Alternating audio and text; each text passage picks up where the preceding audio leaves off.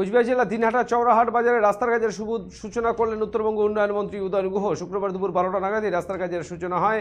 জানা গিয়েছে, দিনহাটা পৌরসভার অর্থানুকূল্যে 19 লক্ষ টাকা ব্যয়ে নির্মিত হবে 160 মিটার দৈর্ঘ্যের ফ্লেভার্স ব্লকের এই রাস্তা।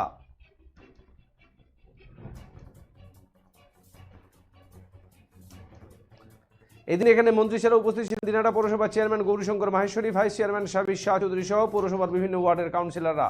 রাস্তার কাজের সূচনা অনুষ্ঠানে বক্তব্য রাখতে গিয়ে মন্ত্রী উদয়ন গুহ বলেন, চৌরাহাট বাজারের ব্যবসায়ীদের দীর্ঘদিনের দাবি মান্যতা দিয়ে এই রাস্তার কাজের সূচনা হলো এদিন। বিশেষ করে বর্ষাকালে দোকানের সামনে রাস্তায় জল জমে যায়, সমস্যায় পড়তে হয় ব্যবসায়ী সহ ক্রেতাদের। সেই কথা মাথায় রেখে এদিন রাস্তার কাজের সূচনা করা হয়। মন্ত্রী আরও বলেন, আগামী লোকসভা নির্বাচনে তৃণমূল কংগ্রেস শুধু নয়, বিভিন্ন রাজনৈতিক দল নির্বাচনে প্রার্থী দিবে। সেই নির্বাচনে সাধারণ মানুষের যাকে পছন্দ হবে তাকে ভোটদান করে নির্বাচিত করবে সাংসদ হিসাবে। তবে সাধারণ মানুষের ভাবা উচিত এবং দেখা উচিত যে রাজ্যে তৃণমূল কংগ্রেস সরকার কতটা উন্নয়ন করেছে এবং রাজ্যের জন্য বিরোধী রাজনৈতিক দল অর্থাৎ কেন্দ্রের বিজেপি সরকার কি করেছে। চেয়ারম্যানের কাছে আবেদন করি যে এই রাস্তাটা যখন পরবর্তীকালে করা হবে তখন যেন অবশ্যই পেভার ব্লক করা হয়, যাতে রাস্তার কোনো ক্ষতি না হয়। আজকে সেই রাস্তার শুভ সূচনা হচ্ছে, অর্থাৎ সেই রাস্তার কাজের শুরু হচ্ছে।